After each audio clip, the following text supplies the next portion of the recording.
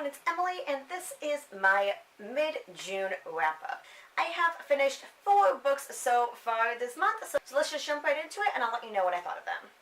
So the very first book that I finished was Tales from the Shadowhunter Academy by Cassandra Clare, and several other authors I can't remember right now, but they're going to be in the picture here. I can't remember if I included this in my end of May wrap-up, because I technically didn't finish this until June, and I really enjoyed it. It definitely punched me in the stomach with feels a lot.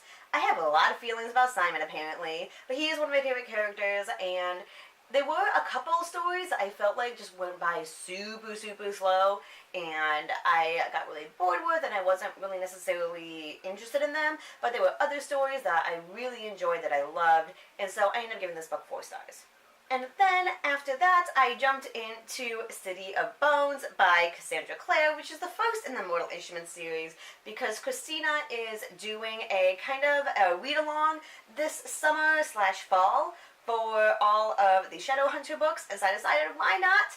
And it was really fun. It was a good read. It was definitely interesting to go right from Tales of Shadowhunter Academy, where it's like the end of all that stuff, to the very beginning. And I always get confused on what events happened in which book with the Mortal Instruments series.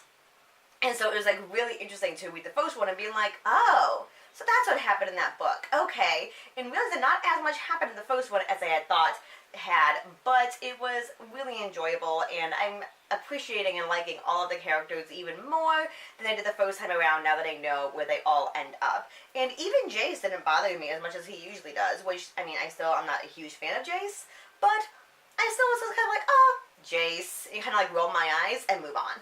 But I still find all of the side characters more interesting than the 2 main characters of Claire and Jace. Next, I read The Bear and the Nightingale by Catherine Arden, and this is a historical fantasy which is inspired by Russian folklore, particularly medieval Russian folklore. And it was a really interesting premise. I really loved the Russian history of it. I really liked the feel and learning more about that culture and that folklore, because I really don't know anything about it.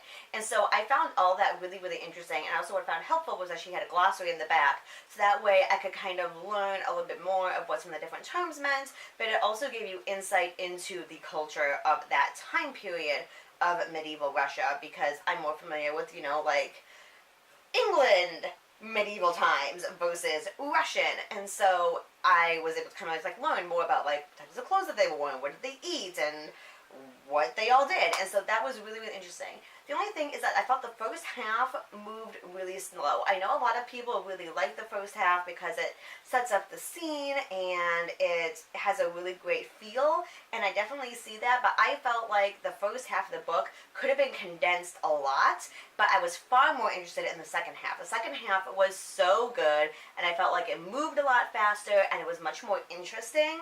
And it definitely had more of that fairy tale feel than the first half did. And so I ended up giving this book 3.5 stars. Then I moved on to Tam Lin by Pamela Dean. And, oh boy, this book was not what I thought it was going to be.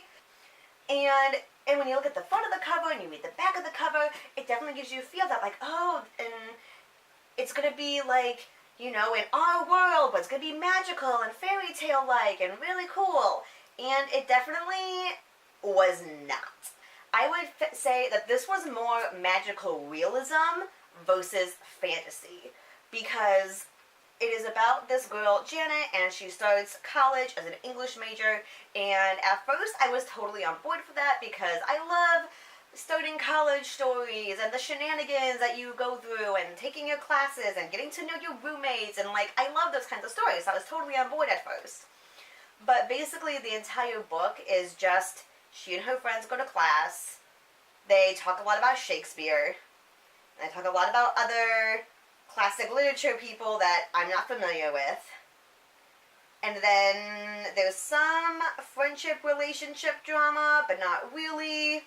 And then in literally the last 3 chapters, she ties it all together and brings in the fantasy elements, which you kind of see slight sprinklings and hints of the fantasy elements throughout the book, but they're so brief that like you blink and you miss it.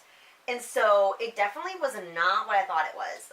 The whole setup for the last few chapters, which, you know, is like 350 pages, totally, I personally think, could have been condensed to a few chapters, and the last 3 chapters could have been expanded to be more of the whole story. I was pretty disappointed in it. I was expecting more fantasy and more drama and romance versus the going to class all the time. So I gave this book 3 stars. And then I am currently reading Down These Strange Streets. This is a compilation of urban fantasy short stories, which was edited by George R.R. Martin and Gardner Dozios. Dozios? I'm not sure. I'm sorry. I'm not familiar with this author, so I'm not sure how to pronounce their name. I picked this up because I entered a short story contest, and one of the genres you could pick was urban fantasy, and I tend to write urban fantasy anyway, so that's the genre I picked.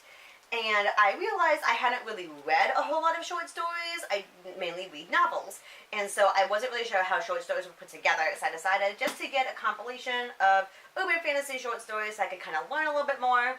I'm not really going to read this book straight through. That was my original plan, but then I realized there's so many other books I want to read, and I need to write my own short story that I don't really have time to sit and read all of these, because this is a pretty big book, and some of the short stories are somewhat long for short stories. Like, this is like almost a 500-page book.